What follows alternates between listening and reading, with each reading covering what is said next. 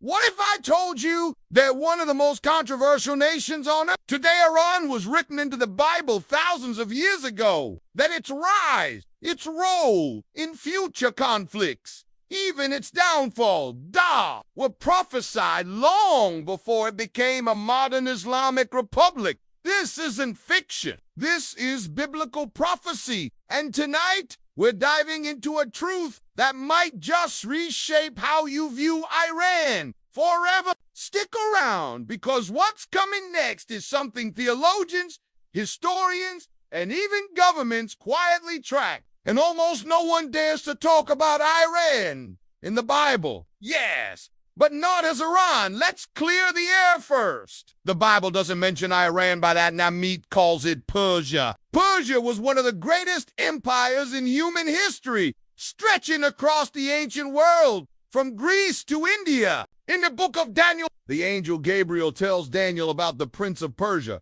a spiritual force controlling the Persian kingdom. Fast forward to Ezekiel 38, and we find Persia named directly as a key player in a future apocalyptic war. And here's where things get eerie. Persia, allied with nations like Russia and Turkey, will one day march against Israel in a final, devastating battle known as the War of Gog and Magog. Sounds familiar? It should, because some say this prophecy is unfolding before our eyes. The prophetic alliance, Iran, Russia, and others. Here's where things get seriously chilling. The Ezekiel 38 coalition lists Magog, Cush, Gomer, and Beth Togarmahu unite to invade Israel. Modern interpretations tie these ancient regions to Persia equals Iran, Magog equals Russia or ex-Soviet states.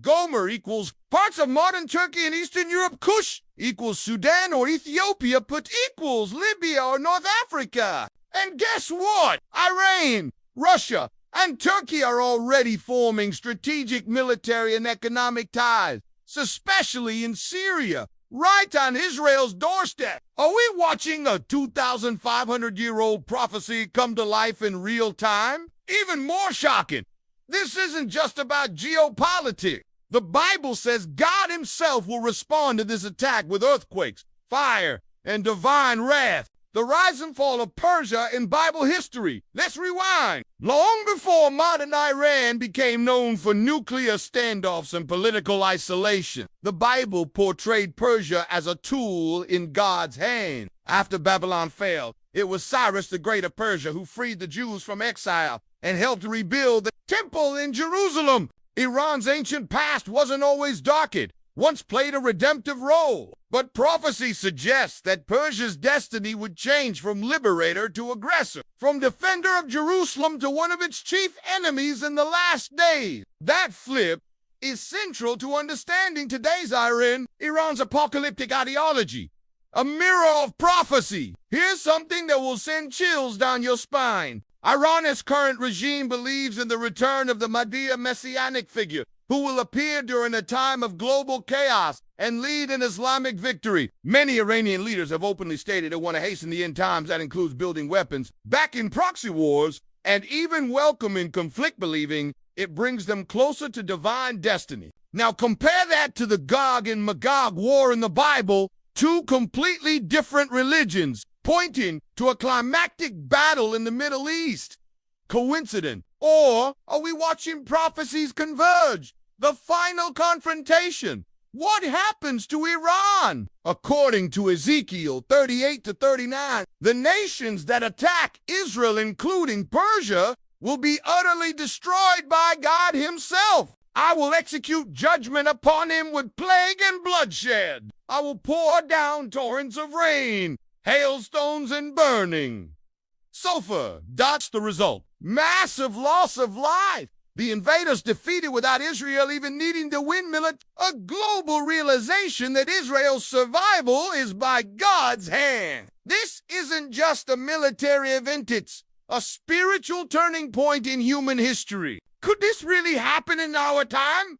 Let's talk reality. Iran is advancing its nuclear program. It's arming Hezbollah in Lebanon, militias in Iraq, and fighters in Syria. It openly calls for the destruction of Israel. And what do we see forming? An uneasy alliance with Russia and Turkey, anti-Israel coalitions solidifying religious extremism, being used to justify global warfare. Even secular analysts admit we're closer than ever to a major war in the Middle East. The only difference, the Bible already told us how it ends.